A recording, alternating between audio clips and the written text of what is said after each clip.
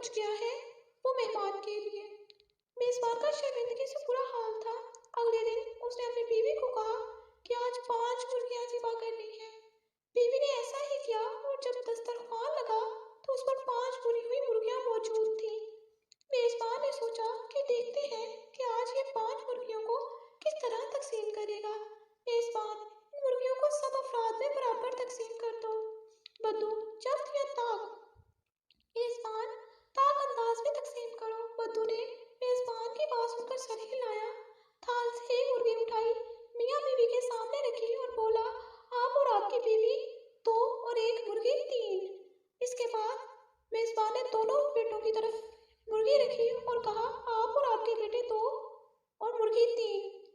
اس کے بعد تیسری مرغی اٹھائی اور کہا، آپ کی 2 بیٹیاں اور ایک مرغی، کل ملا کر یہ بھی 3 ہو گئے۔ اب تھال میں 2 مرغیاں باقی تھیں۔ اس نے وہ مرغیاں اپنے سامنے رکھی اور کہنے لگا، یہ 2 مرغیاں اور ایک میں، یہ بھی 3 ہو گئے۔ میزبان بدو کی یہ تقسیم دیکھ کر ہکا بکا رہ گیا۔ اس نے اگلے دن پھر 5 مرغیاں روسٹ کی۔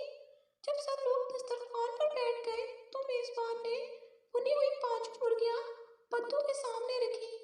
میزبان، آج بھی تقسیم تم ہی کرو گے، لیکن آج تقسیم کی نوعیت جفت ہونی چاہیے۔ بدو، لگتا ہے کہ تم لوگ میری پچھلی تقسیم سے ناراض ہو۔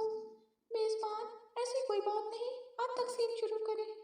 بدو نے مرغیوں کی دشتری سامنے رکھی۔ اس میں ایک مرغی اٹھائی اور کہنے لگا، ماں، اس کی 2 بیٹیاں اور ایک مرغی، یہ ہوئے کل ملا کر 4۔ یہ کہہ کر پہلی مرغی ان کی طرف بڑھا دی۔ اس کے بعد دوسری مرغی اٹھائی اور کہا، آپ کے 2 بیٹے اور ایک مرغی، یہ بھی کل ملا کر 4 ہوئے۔ پھر تھال میں موجود باقی 3 مرغیاں اپنی طرف کھسکاتے ہوئے بولا، میں اور یہ 3 مرغیاں، یہ بھی کل ملا کر 4 ہو گئے۔